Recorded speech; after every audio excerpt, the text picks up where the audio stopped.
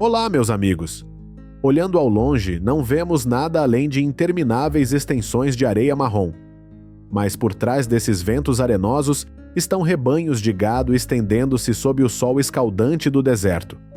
E estas tendas, como marcos, marcam a intersecção entre a vitalidade intensa e a dureza da natureza. Bem-vindo ao Gobi, uma das terras mais áridas do mundo. Este é um deserto frio e pastagens, com temperaturas de inverno às vezes chegando a 40 F e temperaturas de verão chegando a 122 F. Vamos explorar como neste ambiente hostil, os agricultores, como pastar o gado. Na verdade, o pastoreio do gado tornou-se uma parte importante da vida cotidiana dos agricultores do deserto, sendo também a sua principal fonte de rendimento. No rebanho de gado, os camelos geralmente representam 1 por 2. O número de ovelhas e cabras representa cerca de 1 por 2. Os cavalos representam apenas uma pequena porcentagem, muitas vezes concentrada nas exuberantes áreas semidesérticas do Sudeste. Os criadores de gado concentram-se principalmente em áreas com fontes de água e estepes, porque isto não só garante que os agricultores terão boas áreas de pastagem para o seu gado, mas também torna a sua vida cotidiana mais cômoda. Você pode ver rebanhos de cavalos, ovelhas, cabras e camelos aparentemente vagando livremente, com muito poucos sinais de pastores. Neste deserto, no verão, todos os animais pastarão livremente. No entanto, ainda são geridos pelos homens da família. Os agricultores usam motocicletas para seguir seus rebanhos, vigiando-os e certificando-se de que não correm perigo. Ao contrário dos desertos da Arábia, onde o gado pode regressar à noite para obter mais comida, os rebanhos de Gobi costumam permanecer nesta pastagem até o final do verão. Com flutuações significativas de temperatura entre a manhã e a noite, os dias de verão duram bem depois das 21 horas. O gado pode aproveitar as longas horas de luz solar pastando em pastagens selvagens. Eles também não sucumbem à natureza severa. A Mongólia é uma das últimas nações pastoris remanescentes na Terra. A sua economia depende da pecuária e eles passam quase toda a sua vida ligados às pastagens. Esta é uma vista maravilhosa que tenho certeza que você não encontrará em nenhum outro lugar. Escondidas atrás da luz do sol, as silhuetas de camelos e pastores estavam impressas na areia. Além disso, também retrata uma cultura nômade típica do deserto de Gobi.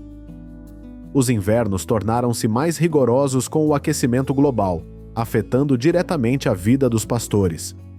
No entanto, a vida nômada continua a existir nesta vasta terra, e algumas tradições esquecidas estão gradualmente a ser reavivadas.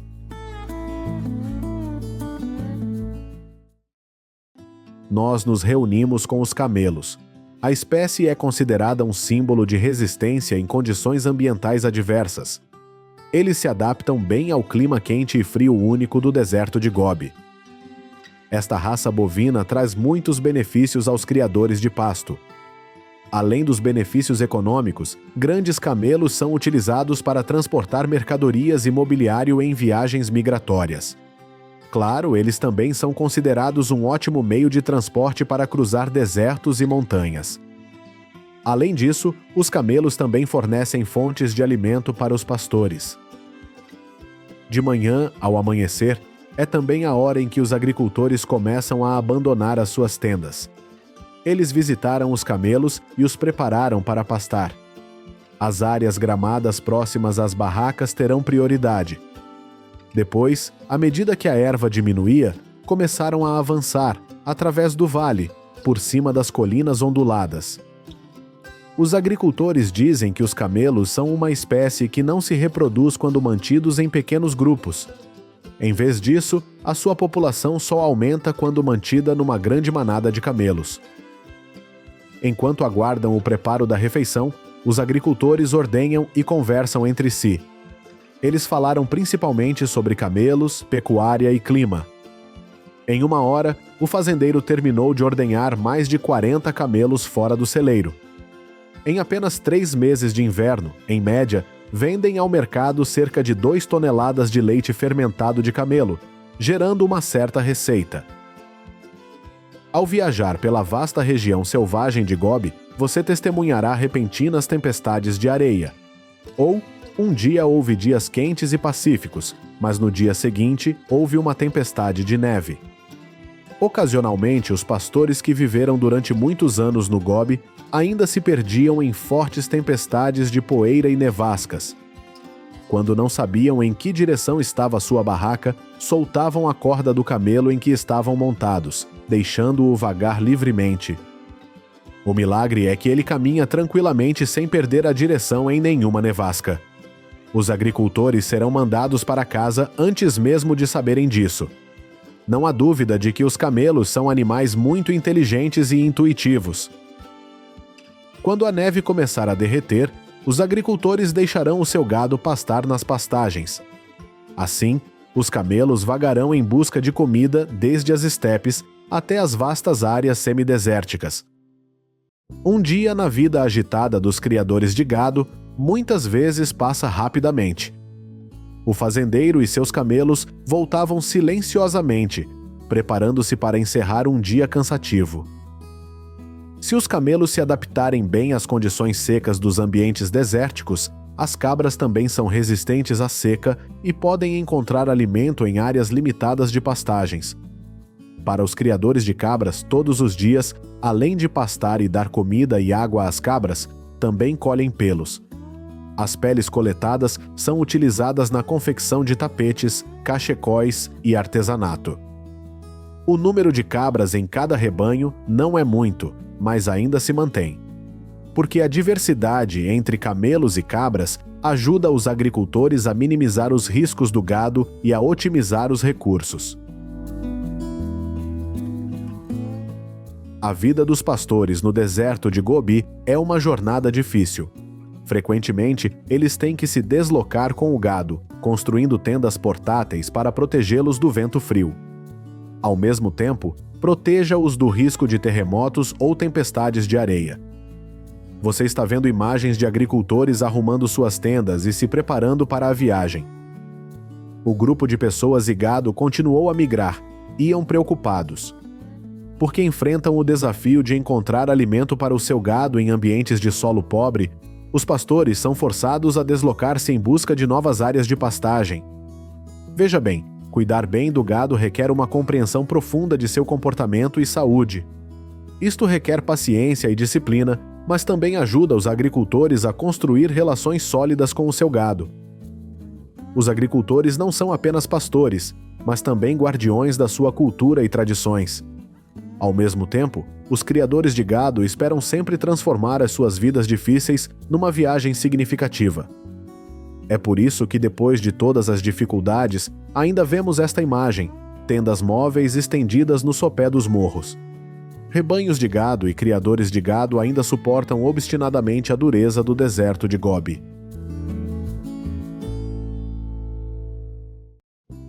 O sol aparece por trás das árvores. Os patos vagam pelos campos. Esta é uma cena familiar nos países asiáticos de criação de patos. Mas como patos do campo como esse aparecem no seu prato? No vídeo de hoje, acompanhamos os agricultores para encontrar a resposta. Ao mesmo tempo, aprenda como os agricultores criam milhões de patos. Enquanto em países desenvolvidos como a Rússia, a França e o Canadá, os patos são criados em sistemas de gaiolas fechadas, a maioria dos patos nos países em desenvolvimento são criados da forma tradicional. Em comparação com as galinhas, os patos são mais difíceis de manter em gaiolas porque são mais sujos do que as galinhas e precisam de acesso à água. A vida ideal para os patos é pastar nos campos. Eles terão muito espaço para passear, explorar novos campos e amplas áreas de água.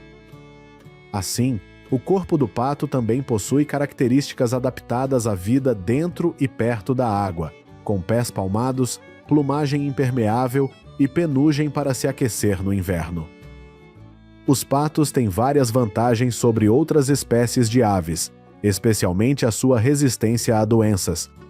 São resistentes, excelentes forrageiras e fáceis de criar, especialmente em áreas úmidas, onde tendem a se reunir em rebanhos. Você pode ver que o armazém contém alguns sacos de comida, tudo para atender às enormes necessidades de consumo dos patos. Todos os dias, ele precisa levar cerca de 3 a 5 sacos de comida para os patos assim.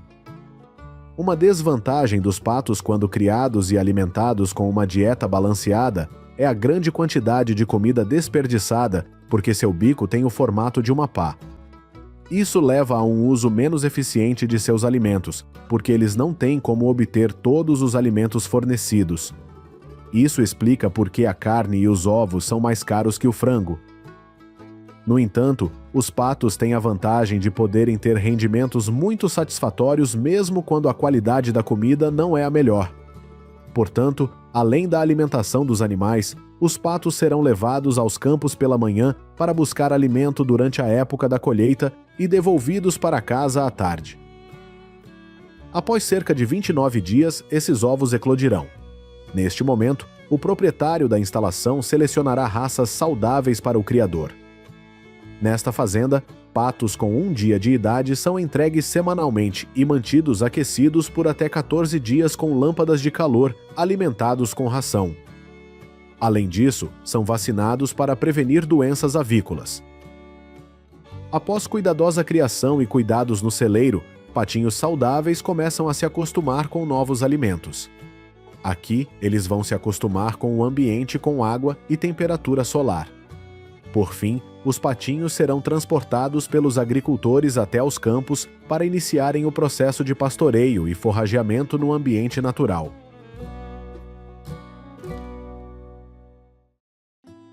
Nos países do Sudeste Asiático, os patos nativos são comumente criados há séculos para obter carne ou ovos.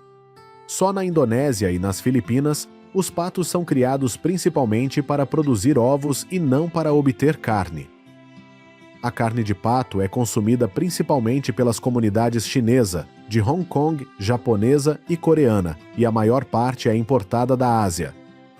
Cerca de 40% das importações de carne de pato vão para estes 3 países. Entretanto, Singapura é o maior importador de patos vivos para processamento, cerca de 30 milhões de dólares por ano. Outro subproduto importante são os fertilizantes, que têm elevado valor econômico, quer sejam vendidos pelos agricultores ou aplicados diretamente nas culturas. Penas também podem ser vendidas. Em sistemas pecuários mistos, outros produtos, como cascas de ovos, podem ser utilizados como alimento para outros animais de criação. A criação de patos é um setor importante da indústria avícola na Indonésia, Tailândia e Vietnã. Esta é uma forma de criação permanente de patos, que podem pastar à volta da aldeia e são protegidos à noite perto das casas da aldeia. Entretanto, com uma agricultura móvel como esta, os patos serão transportados entre áreas onde o arroz acabou de ser colhido. Eles podem ficar lá por 1 a 2 dias em busca de comida.